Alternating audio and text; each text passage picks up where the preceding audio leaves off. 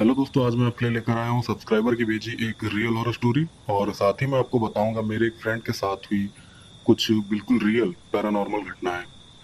पहली स्टोरी जो मैं आपको सुनाने जा रहा हूँ वो मुझे गोंडा से अमित जी ने भेजी है।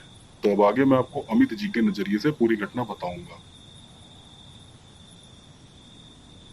मेरा नाम अमित है, मैं उत्तर प्रदेश के गोंडा जिले का रहने वाला हूँ। और आज मैं आपको अपने साथ हुई एक बहुत डरावनी और बिल्कुल सच्ची घटना बताने जा रहा हूँ। ये घटना मेरे साथ आज से 2 साल पहले हुई थी। दरअसल आज से 2 साल पहले एक बार मैं अपने दोस्त अभिषेक के साथ अपनी मौसी जी के घर घूमने गया हुआ था। तो मौसी जी के यहाँ रात को 10 बजे हम लोग खाना खाकर सोने के लिए छत पर चले गए। हमारे साथ मेरी मौसी का लड़का भी छत पर सोने आया था जिसका नाम हिमांशु था। तो रात को हम तीनों लोग आपस में बात करते करते सो गए। फिर रात के 1 बजे मेरे दोस्त के फोन पर उसकी गर्लफ्रेंड की कॉल आई। फिर मेरे दोस्त ने मुझे नींद से जगा दिया। उसने कहा कि यार चलो जरा घर के बाहर चलते हैं, मुझे अपनी गर्लफ्रेंड से थोड़ा बात करनी है। छत पर बाकी लोग भी सोए हुए थे, इसलिए मेरा दोस्त सबके सामने अपनी गर्लफ्रेंड से बात नहीं करना चाहता था। इसलिए उसने मुझसे घर के बाहर चलने को कहा था। फिर मैंने भी मौसी से कहा कि मौसी, हम लोग जरा बाहर घूम कर आ रहे हैं, यहाँ बहुत गर्मी है। तो मेरी बात पर मौसी जी ने कहा कि इतनी रात को बाहर कहाँ जाओगे, चुपचाप सो जाओ। मैंने फिर से मौसी जी से बाहर जाने को कहा तो उन्होंने कहा कि ठीक है जाओ, लेकिन ज्यादा दूर मत जाना। इसके बाद मैं और अभिषेक घर के बाहर चले गए। हिमांशु अभी भी छत पर ही सो रहा था। घर के बाहर आते ही अभिषेक अपनी गर्लफ्रेंड से फोन पर बात करने लगा और मैं उससे थोड़ी दूर पर एक आम के पेड़ के नीचे बैठकर अपने मोबाइल में गेम खेलने लगा। फिर कुछ देर बाद जब मैंने अपना मोबाइल बंद किया तो देखा कि एक बहुत ही सुंदर लड़की मुझसे थोड़ी दूरी पर खड़ी होकर सीधा मुझे देख रही थी। मेरी तो समझ में ही नहीं आया कि आखिर ये लड़की इतनी रात को यहाँ कर क्या रही है। मुझे उस लड़की का वहां पर ऐसे अकेले खड़ा होना काफी अजीब लगा, पर मैंने इस बात पे ज्यादा ध्यान नहीं दिया और फिर मैं वहां से जाने लगा। तब मेरे चलते ही उस लड़की ने मुझसे मुस्कुराते हुए कहा कि सुनो, मेरे लिए पेड़ पे चढ़कर आम तोड़ दो। वैसे उस समय आम का सीजन चल रहा था।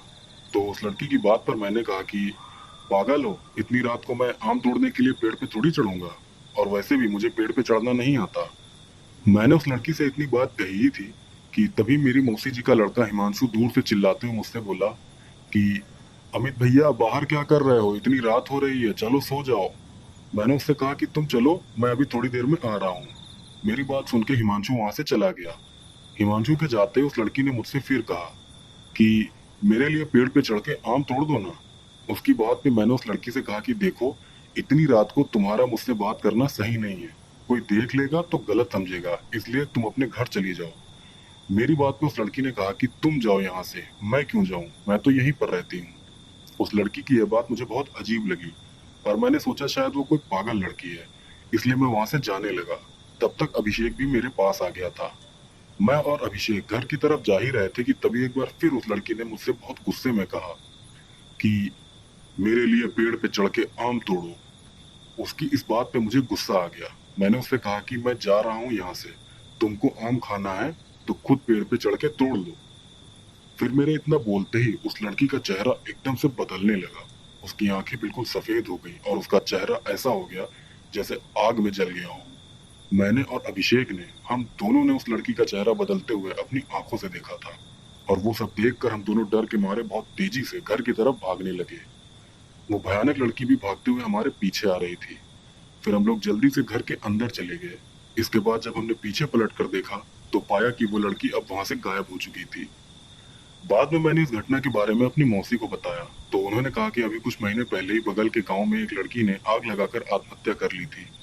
तब से कई लोगों ने उस लड़की को देखने का दावा किया है। तो दोस्तों, ये थी पहली स्टोरी जो कि मुझे मेरे एक सब्सक्राइबर ने भेजी थी। और अब मैं आपको सुनाता हूँ अपने दोस्त की फैमिली के साथ हुई कुछ पैरानॉर्मल घटनाएं। मैं ये घटना अपने वीडियो में ऐड नहीं करना चाहता था, लेकिन ये घटनाएं मुझे बहुत ही इंटरेस्टिंग लगी। वैसे ये सारी घटनाएं बिल्कुल रियल हैं, क्योंकि मुझे अपने दोस्त पे पूरा भरोसा है। बाकी आप इन बातों पर भरोसा करें या ना करें, ये आपके ऊपर है। खैर, तो अब मैं आपको बताता हूँ कुछ रियल पैरानॉर्मल इंसिडेंट्स जो कि मुझे मेरे एक दोस्त ने बताए थे। मेरे जिस दोस्त ने मुझे ये घटनाएं बताई हैं उसका नाम है तेज कुमार कश्यप। उसका घर लखनऊ में मेरे घर के पास में ही है और उसका गांव दुबग्गा में पड़ता है। तो गांव में मेरे दोस्त के 2 मकान हैं। एक मकान में मेरे दोस्त की सबसे बड़ी सिस्टर और उनके हस्बैंड रहते हैं और दूसरे मकान में मेरे दोस्त के सबसे बड़े भाई और उनका परिवार रहता है। और ये दोनों मकान बिल्कुल आमने सामने हैं। मतलब मेरे दोस्त की सिस्टर और उनके बड़े भाई का घर बिल्कुल आमने सामने है।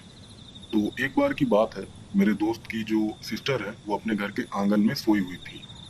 उनके घर का आंगन बिल्कुल खुला सा है जहाँ पर अमरूद, अनार और पपीते के पेड़ वगैरह लगे हुए हैं। तो एक रात को जब मेरे दोस्त की सिस्टर अपने आंगन में सो रही थी तब उन्होंने देखा कि उनकी भाभी, जो कि उनके बिल्कुल सामने वाले मकान में रहती हैं, वो अपने घर के दरवाजे के पास से निकलकर खेतों की तरफ जा रही हैं, वो भी बिल्कुल अकेले। उस समय रात के 12:30 बज रहे थे।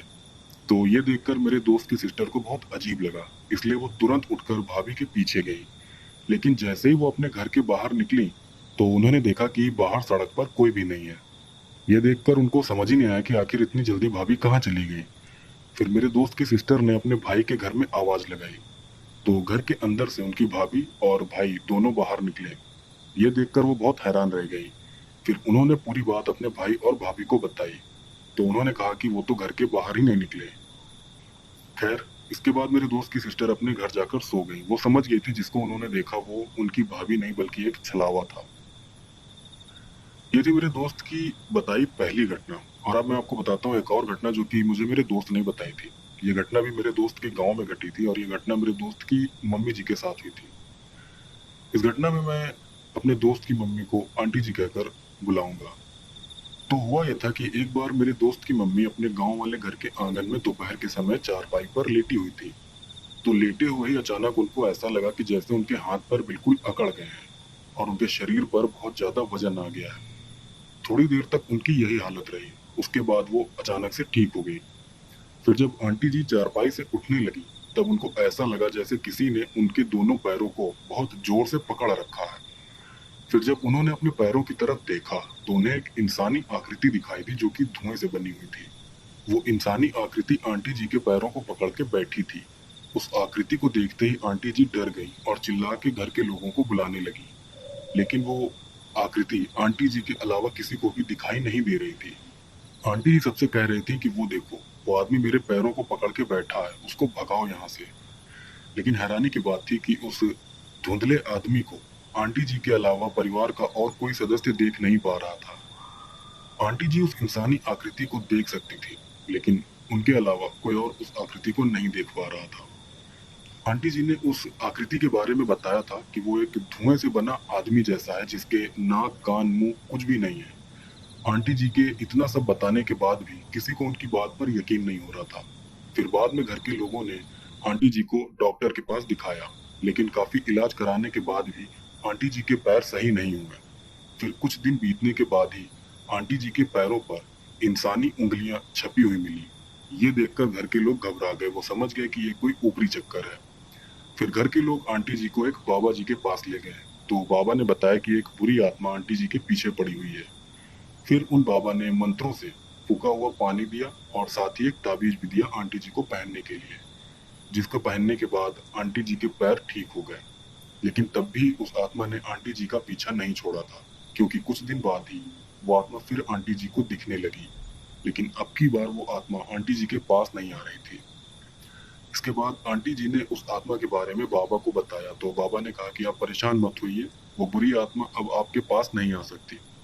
फिर कुछ दिन दिखने के बाद उस आत्मा ने आंटी जी का पीछा छोड़ दिया। ये दोनों घटनाएं जो मैंने आपको अभी बताई हैं वो बिल्कुल रियल है। और यहाँ पर एक बात मैं और आपको बताना चाहूंगा कि मैं खुद कई बार अपने दोस्त के साथ उसके गांव गया हूँ और वहाँ पर मुझे बहुत अजीब लगता है। वहाँ पर दोपहर के समय भी बिल्कुल सन्नाटा रहता है। उस गांव में आबादी काफी कम है और पेड़ पौधे बहुत हैं। इसके अलावा उस गांव के लोग भयानक गर्मी के मौसम में भी अपने घर की छतों पर नहीं सोते हैं। ऐसा इसलिए क्योंकि वहां पर एक छलावा लगता है जो कि लोगों को परेशान करता है। एक और बात की, मेरे दोस्त ने मुझे अपने गांव से 2 किलोमीटर की दूरी पर एक ऐसी लोकेशन बताई है जहां पर एक डायन लगती है। मैंने अपने दोस्त से कहा था कि किसी दिन रात के समय वहां पर घूम कर आते हैं। अगर डायन दिख गई तो ठीक है, नहीं दिखी तो भी ठीक है। लेकिन मेरे दोस्त ने मना कर दिया है। तो अब मैं आप लोगों से कहता हूँ कि अगर आप में से किसी को भी डायन देखनी है तो आप मुझे इंस्टाग्राम पे मैसेज करिए। मैं खुद आपके साथ उस लोकेशन पर चलूंगा। पर यह बात भी समझ लीजिएगा कि अगर वहां पर कुछ गड़बड़ होती है तो मेरी कोई भी जिम्मेदारी नहीं होगी। और अगर मेरे साथ कोई गड़बड़ होती है तो उसमें भी आपकी कोई जिम्मेदारी नहीं होगी। तो अगर किसी को इंटरेस्ट हो वहाँ जाने का तो इंस्टाग्राम पे मुझे मैसेज करना, मैं आपको उस जगह की लोकेशन बता दूंगा। वैसे एक आखिरी बात मैं कहना चाहूंगा कि इन पैरानॉर्मल चीजों से जितना हो सके उतना दूर ही रहना चाहिए, क्योंकि ये ताकतें जल्दी किसी का पीछा नहीं छोड़ती। मैंने खुद भी 4 साल ये सब परेशानी झेली है और किसी दिन उनके बारे में भी मैं बताऊंगा। वैसे मेरे वीडियो का लेट होने का कारण ये है कि मैं थोड़ा परेशान था इधर, थोड़ा काम था इधर, मैं परेशान हो गया था, फैमिली प्रॉब्लम हो गई थी।